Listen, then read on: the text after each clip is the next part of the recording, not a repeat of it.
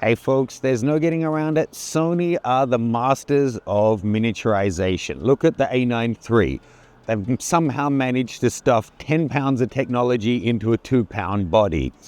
When years ago they brought out the new 400mm f2.8, I went over to New Jersey with Steph, we tested it out, and I was blown away by not only the image quality, but how much smaller and lighter it was than what Nikon and Canon had on the market. It's been several years, but they've just followed it up with this guy, the new 300mm f2.8, and even with Sony's track record, I'm absolutely stunned by the size. I mean, compare it to their already small 70-200. It is bigger, but it's not that much bigger, and it's only like 400 grams heavier.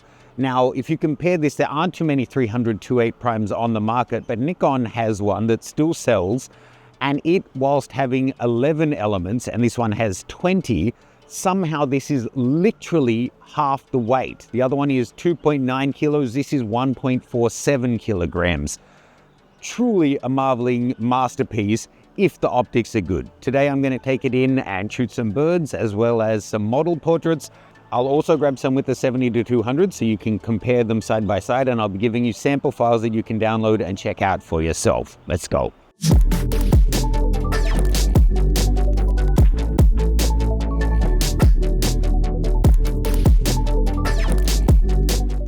If you're lucky enough to have the A9 III or any of the Sony Alpha cameras, check out my new setup guide. It takes you through the full frame cameras in the range, how to customize them straight out of the box, as well as what every single physical control on each of the cameras does. It also takes you through the complete menu system, showing you what every single option does and when you might want to use it, as well as customization guides showing you how to set up for landscape, portraiture, wildlife, video, and more. It also comes with a cam set file for each of the cameras so you can get up and running in no time. Check it out, details are below. I recently did a video on YouTube that caught a fair bit of heat where I was saying I'd love to see a new flagship from Sony where they abandon the size restriction of this form factor and just, open the tap, see what they can do if they have more space, better cards, better thermals. But there's absolutely something to be said for smaller and lighter, especially when it comes to long lenses. I don't care how buff you are, if you're using a long prime for an extended period of time, it fatigues, and a 50% weight saving is just unheard of. This is crazy. It's so hand-holdable.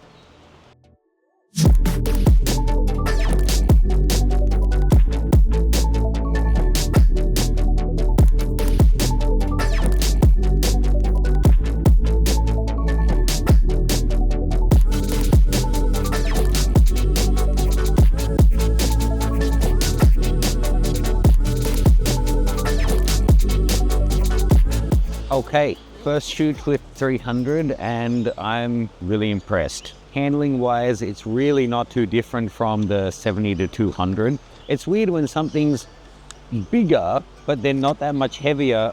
It sometimes feels like it's not bigger or heavier at all. It's kind of weird. But this guy, the 300-2.8, really nicely balanced.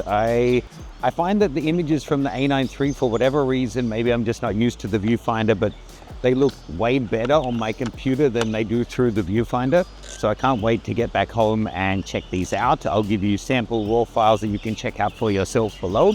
Next up, I'm gonna go shoot with Honey to get some model test shots and see how this guy does with a bit of movement. What if you run from the archway, the no smoking area? Okay.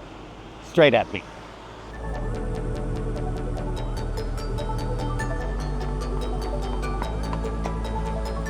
Okay, so we're going to try using the boost function on the A9 to get some 120 frames shots just as she jumps, and I'll do the rest at maybe 20 frames a second so I don't clog up my buffer.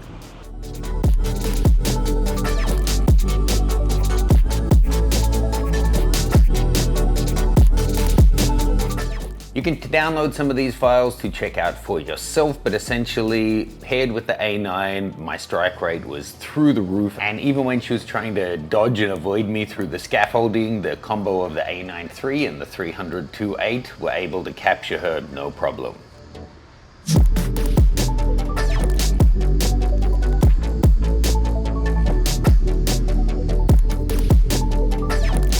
Thank you for that, honey.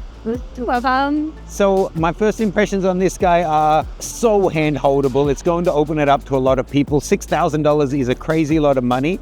But let's head in studio and take a look at the images. Reminder, you can download them below and check out my expert setup guide.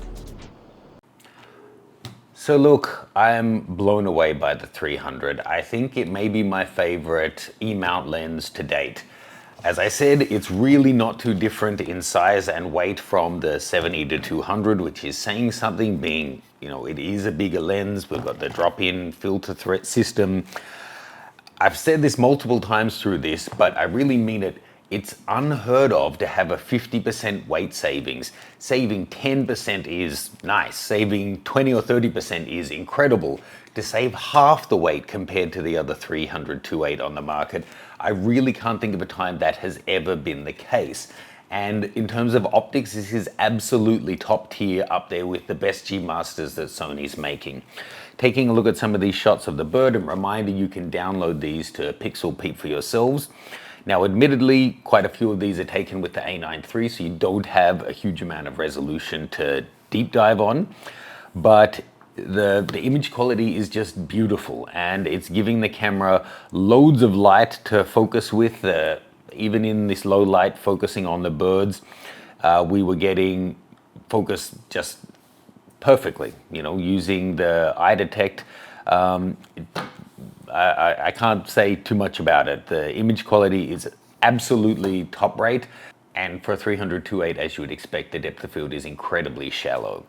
Taking a look at these shots of Honey running at full speed, the camera and her, we can basically stop anywhere and she's perfectly in focus. The background is beautifully blurred out. Every shot is sharp, exactly where you would want it, despite focusing and exposing between each of those shots in slow motion.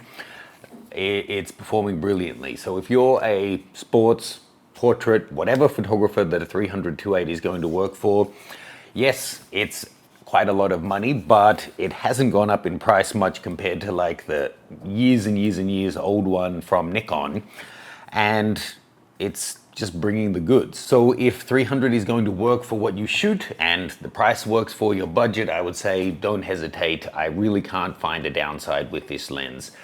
Check it out.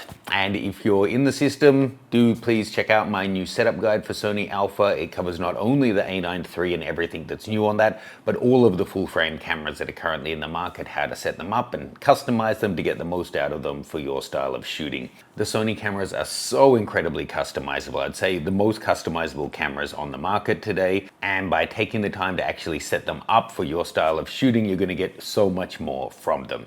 Full details below. Let me know any questions or comments you have on the 300-2.8. I'll see you soon.